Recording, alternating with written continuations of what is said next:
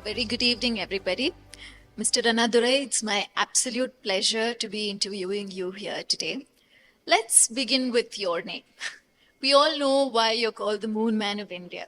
But could you tell us, you have a very unique spelling in your first name, and we believe that your second name is derived from DMK founder C.N. Annadurai. What is the story behind your name? Yeah, now you look at here,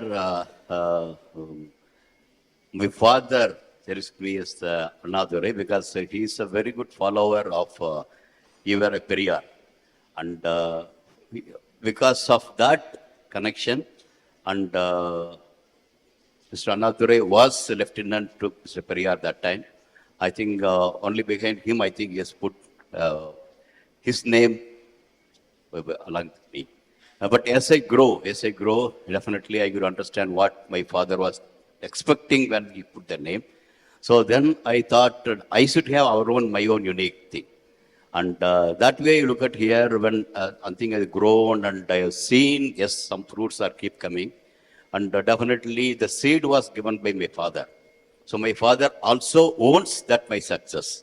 So that I thought, he being the person, leading figure, and he made in my life as a leading figure, then I thought I should remember him in every aspect of that.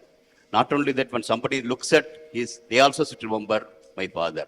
So that's why I put my father's name, Mylswamy, in front of me and told wherever I go as a Mylswamy Annadurai. Many people think my name is Mylswamy, okay, but actually my name is Annadurai. And my father, who put the name for me as Annadurai, is Mylswamy. So that's why Mylswamy Annadurai is today is known. That is an interesting lineage. And you also seem to have several influences that you draw from. The Bhagavad Gita, Periyar, as you mentioned. So how does your spiritualism and rationalist thought as a science man converge? Okay, look at here, the way in which I see the life. Life is not black and white. Life is a gray. There is a combination of a black and white. In some combination, it goes there.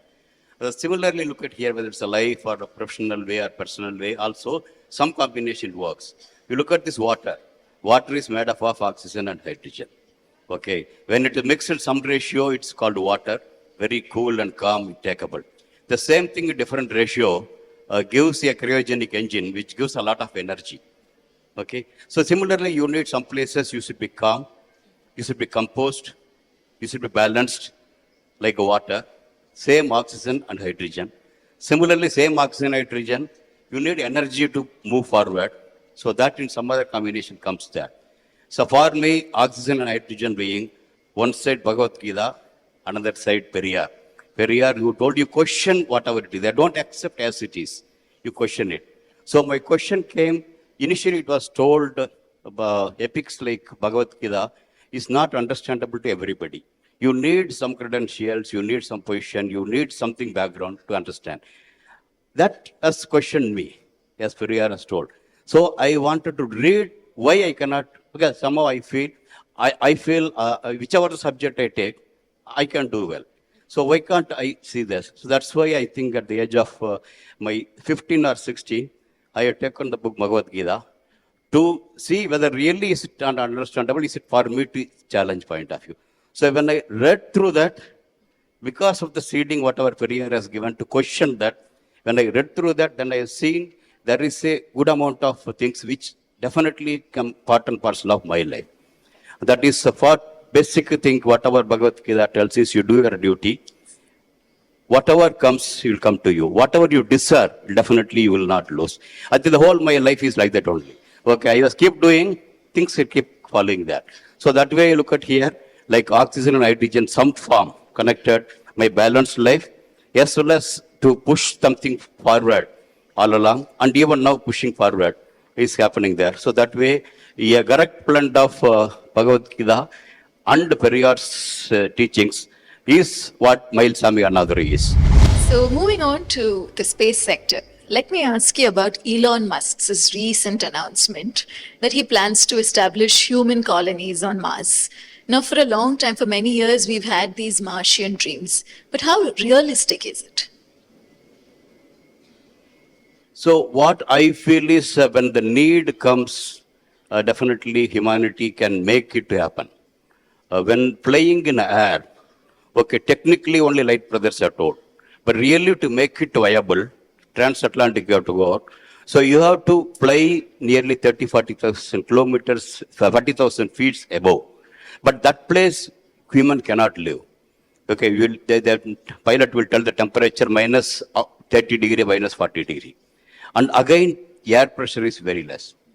But still, unless otherwise you fly that way, you cannot make the flying as an affordable. Okay, today hundreds of people are flying. Unless otherwise you fly that way, you cannot make it viable because the amount of fuel what you are spent at the lower altitude is very high. So when that need comes, you have to fly, you have to go that way. The humanity came out with how comfortably you can make inside. That's happened there. Today, Antarctica, people are able to deal with that. So, as putting the things together, I don't feel like that really need comes. Even Martian living is not an impossible task. I foresee it's definitely it is whatever flying there, and similarly being in Antarctica. Even took it here, oil being there. If you look at the Gulf country, we go there because the resources are there for that. You make the life much comfortable, okay, which are our own technologies. That way, technology will enable if really need comes. I don't think so it's an issue, whatever it is. We've also been speaking on colonization of the moon as well for a while. So, if we had to compare, which would be more conducive to support human life, Mars or the moon? No, I see two ways. One is you look at here, you want to go from here to US.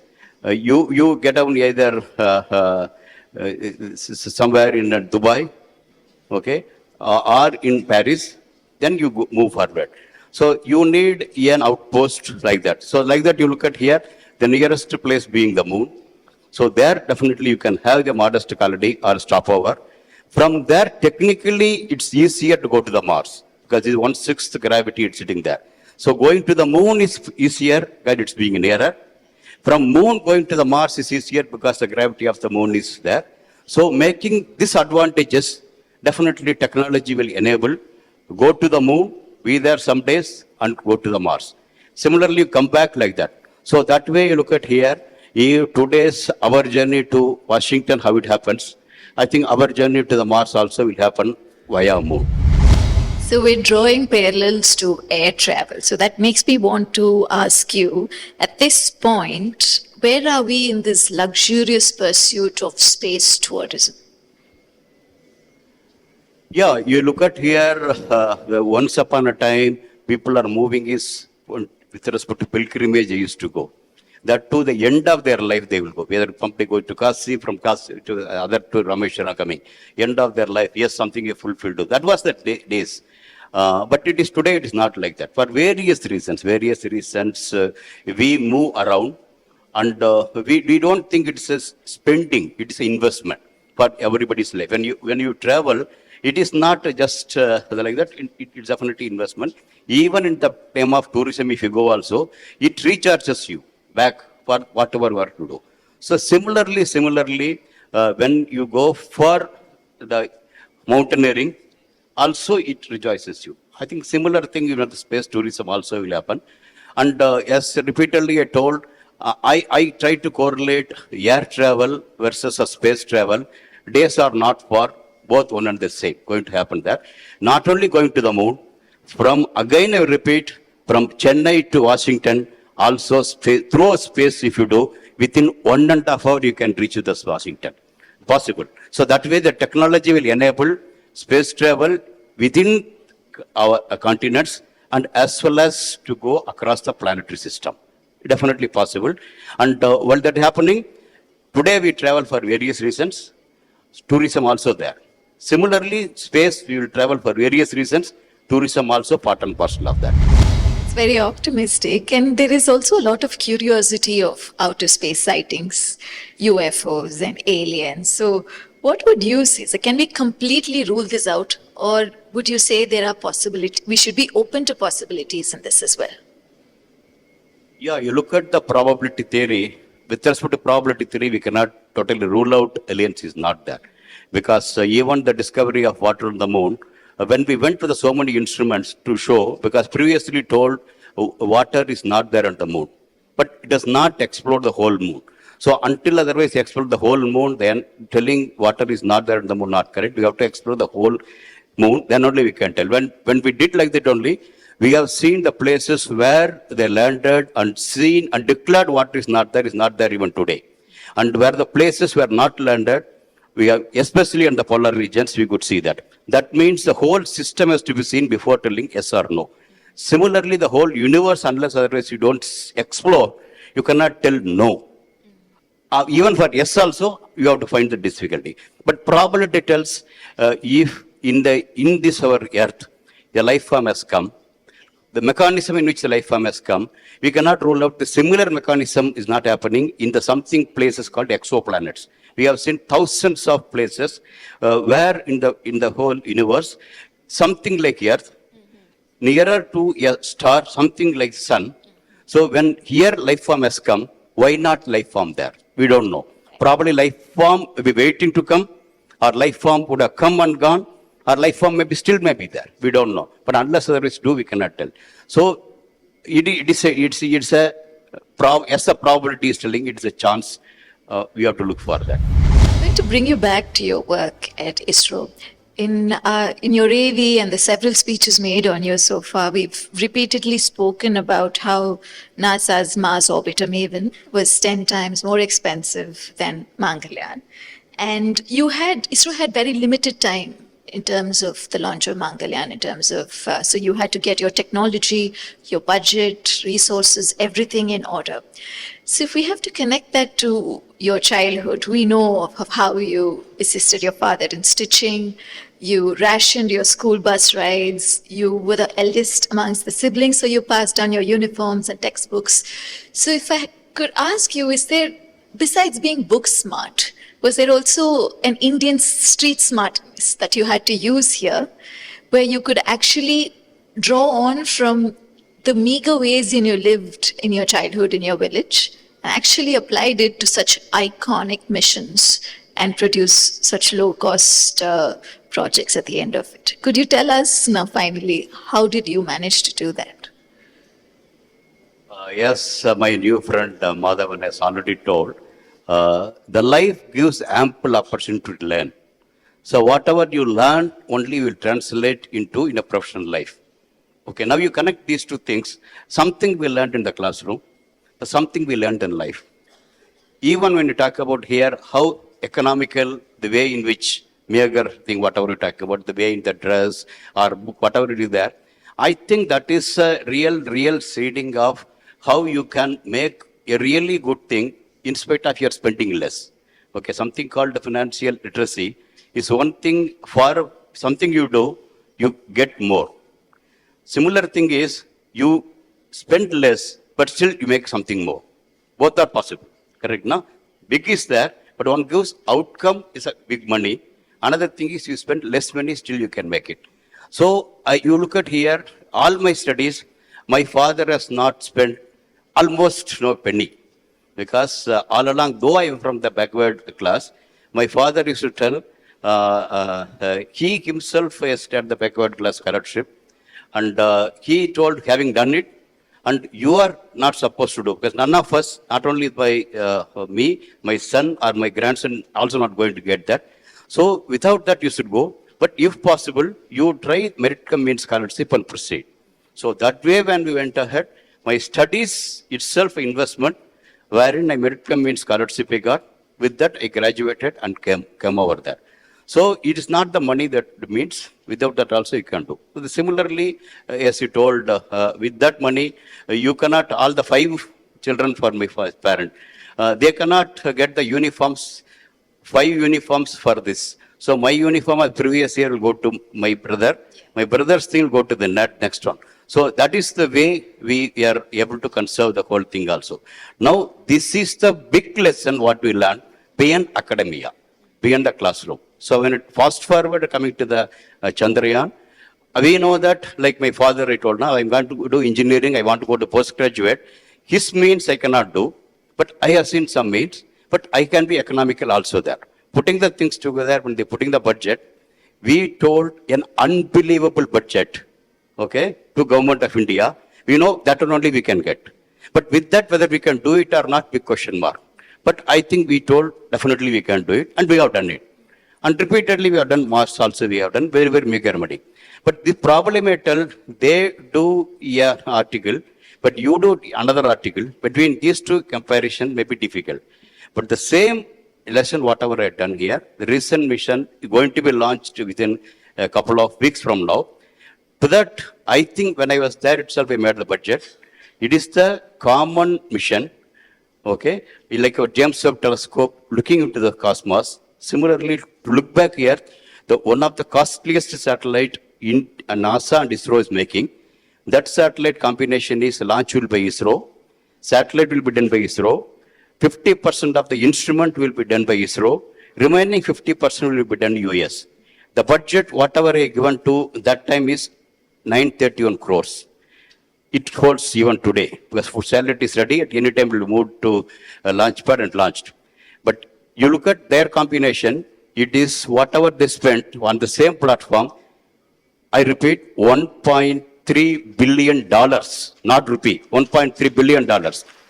Just you can compare that way. It is not an isolated way of trying to show it is there. I think it has been a part and parcel of what is Mylswamy's family people have learned. Definitely it is a part and parcel of that is there. I think that, and not only that, I think I heard the thing like that. We got the budget for 3 satellites, and we normally budget escalation will happen, but never ever it happened in my time. But not only for the 3 satellite budget, we made 3, not only 3, we made 1 more. 4 satellites we made, we launched, and it's done that. So that way, you look at here, definitely it is basically a learning.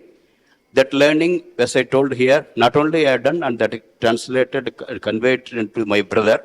Similar thing has done my juniors. That's why today when we're talking about here, the same platform, $1.3 billion versus 931 crores is tells volume. So the dots of life always connect. And lastly, a quick question, sir. What is your opinion on the future of space startups in India? There's a huge rise in this sector. I think the emerging India is one of the things. Look at here today when we want to list out, these are all the areas India has developed and it is almost on par with the developed country. Nobody can tell Indian space is not in that list. Indian space also is providing that list. Having taken that podium, now the world of space is moving forward. One is exploration, another one is trying to connect anything to everything. Everyone to everyone, everyone to everything. The whole is going to be the whole web by in terms of satellites. So when that's happening, today you look at here, the whole world is looking at Elon Musk. And we may not be having only Elon Musk, but combinedly we can make Elon Musk. Definitely we can do that. Opportunity sitting there. I feel that startups have, because when the recent policy of space policies, whatever has come, and bringing in the private players into that, and encouraging the startups, and bringing a new Kulasegara launch pad is going to give a good launch pad for the startups. Okay, I feel it's a lot more is going to happen. And another thing is in the whole process, space exploration and things go over. Now we're talking about in a big way, space commerce. So that will definitely will enable the whole thing to happen. That means an ecosystem is evolving. That will enable these startups to go into even the unicorn level. And that is definitely is possible. And I feel Elon Musk, Florida as an alternative is called for. And after COVID, people are not looking at China. The place is going to be India. In India, it's going to be Kulasegara as far as I'm concerned. So my question is, after the Chandrayaan mission and the Aditya L1 missions, there is an evident renewed interest, especially among youngsters, towards the space sector. So my question is, what are the business or job opportunities open for youngsters, especially young girls in the space sector?